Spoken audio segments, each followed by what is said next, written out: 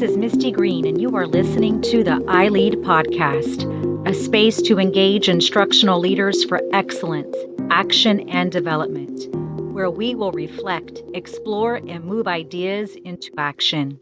Today's episode is entitled Embracing the Double Pedal: How We Respond When Faced or Presented with Adding New Skills or Learning to Our Already Proficient Toolkit or Backpack to increase productivity, performance, and proficiency. The fascinating thing about increasing our toolkits is that more times than not, the call to elevate our skill set elicits feelings of frustration or even inadequacy. Our goal will be to converse about how we can embrace the challenge and accept the feelings of frustration and even adversity as we intentionally set our minds toward the positive outcome that awaits us just on the other side of fear and the learning curve. A few months back, I was presented with the opportunity to speak with large groups of educators about a specific instructional planning practice. As I prepared for the presentation, I knew I wasn't walking teachers and instructional leaders through unfamiliar territory. They were not going to be met with an entirely new process. Rather, I was presenting them with a component of the forward planning process that was research based and had yielded proven results. The instructional practice was geared toward maximizing educator planning time with an emphasis on impacting instructional delivery and increasing student outcomes. It is imperative to note, regardless of the space I occupy, I am cognizant of the challenges facing classroom teachers and campus leaders. In working with educators for quite some time now, I am keenly aware of the challenges presented at the campus level surrounding the time constraints in relation to instructional planning and lesson design. With this consideration, the human consideration at the forefront of my mind, I also firmly believed and knew the value of the information I was planning to share, and it could truly be a game changer.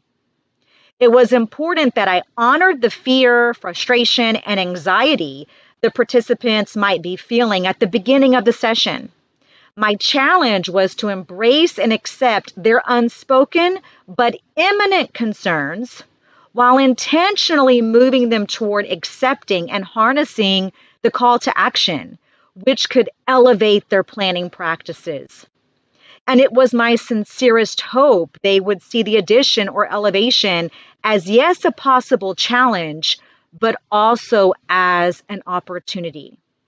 Which leads us into our conversation for today's session: embracing the double pedal.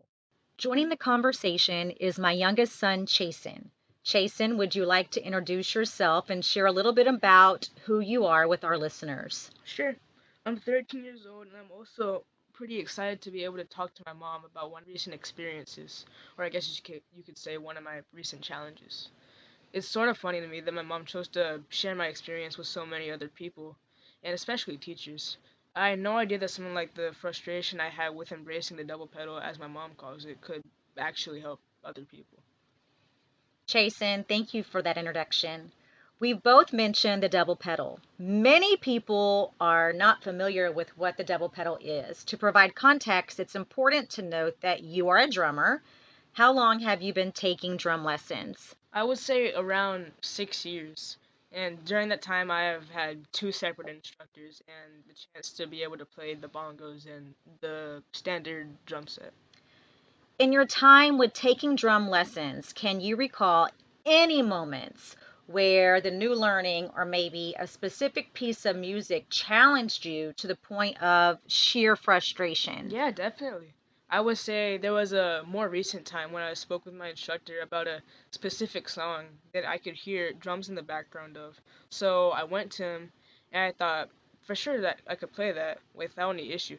So the song that I was trying to play was also the song that required me to include the double pedal, which is the topic of our conversation right now. I originally thought, though, that I would be capable of playing the song because in the past I haven't had much difficulty playing pieces of music that I found interesting. But this song was in a kind of different because it was faster than the songs I have chosen in the past. When I shared with my instructor, though, I was struggling with the song, he suggested I should add the double pedal to my kit. Now, prior to his suggestion, had you ever heard of or even observed a drummer using a double pedal before? Yeah, I've seen some drummers play like that, and my personal instructor also has a double pedal attached to his drum set. Now, can you explain what a double pedal is and why it's used? All right, sure. The double pedal is an addition to the drum kit specifically for the bass drum. Typically, a standard drum kit only comes with one, which is used for the bass drum, but when you add a second one to your drum kit, it allows you to play the bass drum much faster. Instead of it going like tap, tap, tap, it would go like tap, tap, tap, tap, tap, tap, twice as fast. Now, when you originally selected that particular piece of music, did you have any notion that your instructor would be suggesting you add the double pedal? No, I never really thought about adding a double pedal to my drum kit. I honestly thought I didn't need it to that point. I had not really experienced any issue with being able to play with the appropriate speed. Now, are you able to go back in time to reflect and share with us what you experienced the first time during that drum lesson when you added the double pedal? Sure. Whenever I first started using the double pedal to play the song I shared with my instructor, I was really frustrated. I was already accustomed basically to playing one way, and I thought I was doing a pretty good job. But I had no idea that adding the double pedal would be such a challenge. It was hard, really, to say the least. Why do you think it was so difficult? And what made it so challenging? Uh, I think the reason it was so challenging is because my body was like already accustomed to using one foot, so now having to use both of them at the same time was really like relearning how to play it all over again, honestly. Now, I remember when Raul picked you up from drum practice. He actually texted me and was concerned because he could tell you were frustrated and something was definitely different. When you both got home, it was time for dinner. And when we sat down to eat, I remember asking you how practice was, and you responded, not good. I noticed just as Raul had communicated, your countenance was much different than your norm. Do you remember that evening? Like, can you recall our conversation and what occurred? Yeah, I was overall just feeling very defeated and frustrated. Now, during dinner, we continued to talk about what was going on and what you were feeling. You were really open and honest with your frustrations. By chance, do you remember what I said to you in response to how you were feeling and what you were sharing? I think I do remember. You said that it was good that I was having feelings of frustration and being emotional about this because about adding the double pedal and the what was going on because that meant I cared an awful lot about it. You said if I didn't care, I wouldn't be frustrated, and the frustration was a good thing. You also said that I had two choices. I like that you were able to recall the fact that I did mention to you when you care about something, it's fair that you're showing emotions, and those emotions indicate that you do care.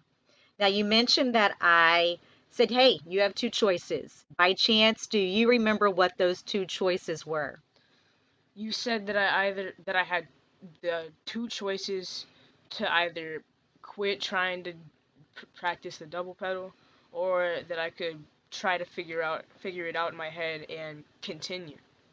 And what did you choose? I chose to try and continue. And now, currently, where are you with the double pedal? I've gotten accustomed to it to say the least. I'm still getting the hang of it, but I'm definitely better than the first day that I came home. You know that I have shared your double pedal story multiple times. What do you think about that? And why do you think that I share this specific story so often? I guess you shared it because it was like an example of what it is to be introduced to something new. And you always have the choice to quit and never use it or try to use it to become more proficient at that craft. What has it taught you? It taught me that every time I learn something new, I always have the two choices, and the best thing to do is to continue, even when it is challenging. Jason, thank you for sharing your story of the double pedal with us and for allowing me to share your story over and over again. Believe it or not, your story resonates with many, many teachers and many adults included. Our takeaway and call to action is to embrace challenges as they come, to realize with everything there are two choices: to quit and throw in the towel, or to harness new opportunities, even when frustration and challenge is imminent. With a certainty in time, we will become accustomed to it and proficient with the additions to our toolkit, and that they will, in fact, elevate our performance and lend themselves as assets to our skill sets. Join us next time as we dive into part one of a three-part series anchored to intentional, quality, tier one planning practices. That will be your first opportunity to truly embrace the double pedal. Thanks for listening to the iLead podcast with your host, Misty Green. You can connect with me on Twitter at Misty Green iLead. To access available resources, visit www.ileadconsulting.net. Until next time, let's keep moving the needle toward excellence.